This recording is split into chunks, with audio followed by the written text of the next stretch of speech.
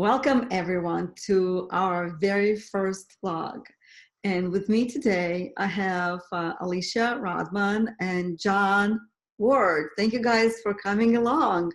So let me just introduce you to my lovely guests. So Alicia, a current student at Goal Imagery Institute. She's graduating soon.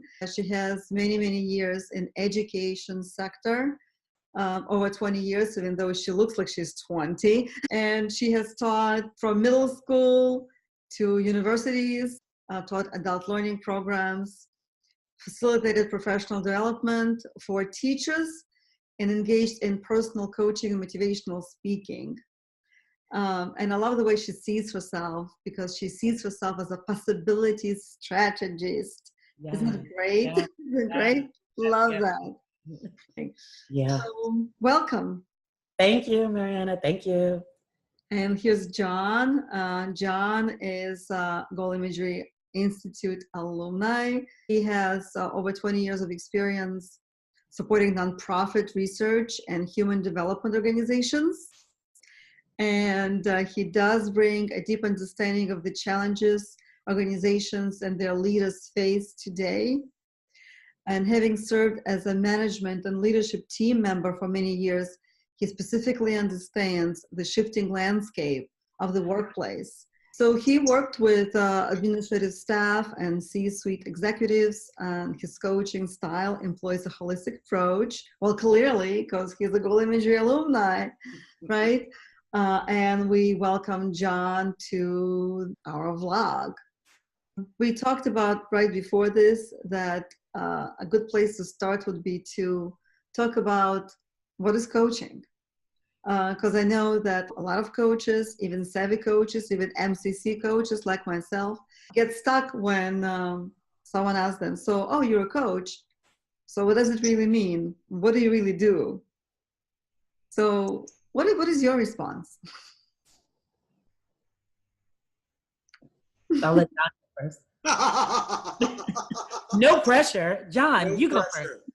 Well, Mariana, we talked a little bit about this, and I love this part of it, the ICF. And I think it's great if you can incorporate some of their language. But we talk about coaching as kind of a dance between the client and the coach.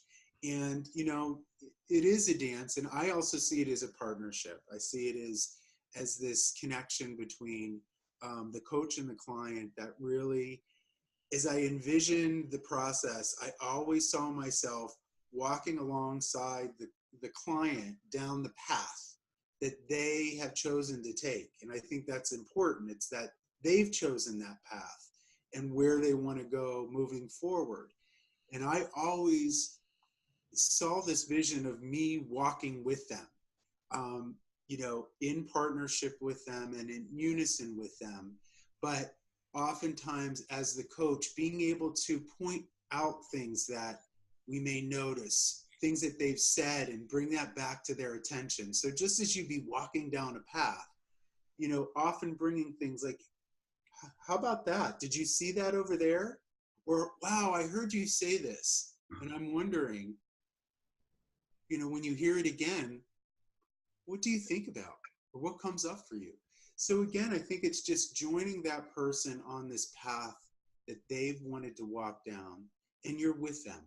And you're with them, hopefully to the point where they've achieved their goal, or they've achieved their results of what they set out to do and to pursue. So that would be my vision, a little bit of what I would see as coaching and what that means to me. You know what I love about that? Thank you, John. I love about that you're taking whoever you're speaking with on a journey, taking them through the experience that they're going to be going through if they hire a coach, like what actually happens. And I think that's a really nice way to explain it versus just giving a cold definition that you hear so much, or we're going to help you, coaching helps you achieve your dreams. It's like how many professions say the same thing. And what does it really mean, right? But providing more substance to what actually happens when we are in the conversation with the client, I think is great, is amazing. And how many times when you talk, you don't really realize what comes out of your mouth. And that's why we need coaches, right? We all need coaches. Coaches need coaches. Every single person needs a coach. Alicia, what do you think? A lot of times I'm thinking of analogies or metaphors. And in the class, in fact, with you, one of the exercises was an elevator pitch. You're literally in an elevator with someone. And if they say, well, what's coaching? What do you do? What would you say? And something that came to me, and I'm still trying to perfect it, is this, that under all of us, no matter where we are, there's water.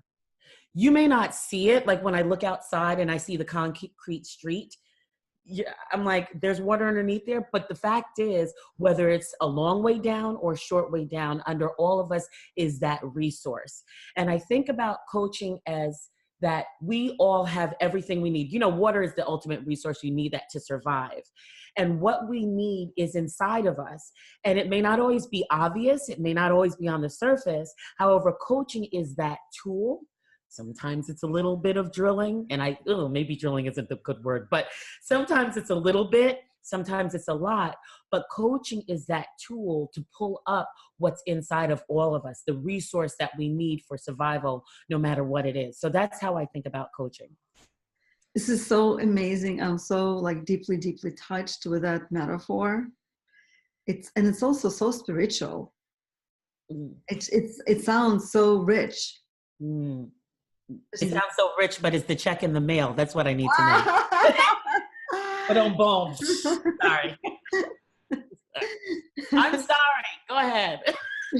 No, I love it. You know, when people ask me, actually, I do feel like I get stuck a little bit, because it's like, how do I explain this? So I think that I do something alongside what John offered. And then I always try to pull people into, would you like me to show you? Would you like to have a conversation where, in just a few moments, if you have anything you'd like to think out loud about, I can show you so you could experience what it may be like or might be like. So, and I use a metaphor, speaking about water metaphors, and say, well, it's just like tipping your toe in the water. So you're not going for a swim, but you're just tipping your toes just to see the temperature of the water and what it feels like. And so we're not going to do like a full coaching session, but I just want to listen to what you have to say and respond as a coach in the moment, and it'll take a few minutes. What do you think about that? And that usually gets me in the door and starts creating a relationship. And they're all like open-ended, content-free questions. They're like vessels that anything can be poured into another water metaphor. You started me with water metaphors. But that's how we think about things. Yeah, it's realistic. No. Yeah, and a few questions later, you just stop and you say, "So, what do you think?" Coming up for me, John and Mariana. What about? We're talking about what is coaching. But what about it in the reverse, when there are misconceptions about what coaching is? How do you guys handle that? Some people think it's therapy. Some people think it's counseling. Some people think it's just advice giving or something. Do you guys run into that, or how do you manage that expectation when you run into it? Or is this a totally inappropriate question to be asking? But it made me think about the opposite. Well, you know what they say? They say client is always right. So there's no such thing as an appropriate question. And people want to know. So you just have to you got to park your ego, not take anything personally, and just respond, right? So when my students ask me that question, I always think of a metaphor. Speaking about metaphors, it's not a water metaphor any longer, but it's a metaphor nonetheless.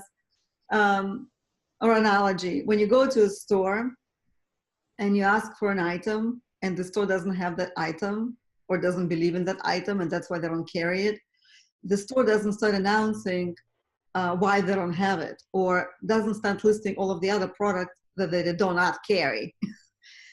They tell you what they can offer instead, or they tell you about another store where you can get what you're looking for. So I don't know why coaches feel the obligation to start talking about what coaching is not, because talking about what coaching is not going to sell it to anyone. Wow. Right? But what we need to do, we need to hear the client and shift the perspective for how coaching is different and what it is from how it's different from everything else and what it is rather than what it's not. And that's what I do. Like, so if you're asking me, well, if client says to me, I think that it's like therapy, right? Right? So my response would be, well, actually coaching is about deep listening and acknowledging the learnings from your past and seeing how you can utilize those learnings going forward towards your future goals. Wow. Boom. Done. What else do they have to say, right? Mm-hmm. And also coaching, every coaching conversation ends with one or more than one action steps that a client takes on in order to make that move forward. Whereas in therapy, it's very different, right?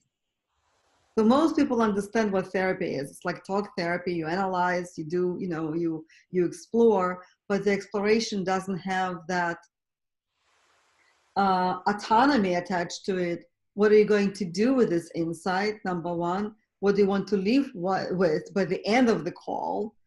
And instead of focusing on the past, we take the learnings from the past and apply them to the future.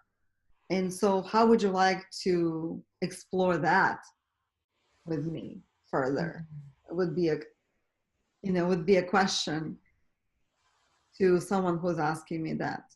And now we're having a coaching conversation versus having a conversation about what coaching is not. Because I did hear coaches all say, well, it's not counseling, it's not teaching, it's not mentoring, it's not therapy. Well, what is it? It's all frustrating, to even hear that list. Okay, don't tell me what it's not. Tell me what it is. John, you're nodding. I'm nodding, but I mean, it's amazing how you described it, and it was beautiful because it absolutely captures in a very short way what it is, not what it's not, but what it is. I think what I also heard, and the word was brought up a couple times, it's about being resourceful, the client being resourceful, and that the fact is that they hold the answers to their future, to the moving forward. And we're there to be with them and to help them see that, but again, it goes back to the client. It's seeing them in the driver's seat, they are the ones who are moving forward. So again, their resourcefulness. I mean, I think that is so powerful to be able to see that person and in a way that they have the answers. They're going to be the ones who are going to be part of this unfolding and this movement forward. So I just wanted to share that piece as well. John, when you said that they hold the answer, that made me think about, I don't know if it's the ICF language or something from the class Miriam, where I can't say it verbatim, but that the client, you approach them as a whole person. Like they're not deficient in any way, that they have everything they need. Maybe we're there to, help draw some of those things out, but you don't approach them as, you're missing a couple of screws. Well, I do know people missing a couple of screws that has nothing to do with coaching right now. But what I'm saying is they're whole people. So that made me think of that when you said they hold the answer, because that is very empowering. You know what? I'm sure that our listeners are getting really intrigued at this point to hear more about ICF. Um, ICF believing that our clients should be whole, creative, and resourceful, and what it is that what it brings to the coaching relationship in terms of equal type of energy. And we're going to stop right here. And if you are intrigued enough, you're going to click on our next vlog.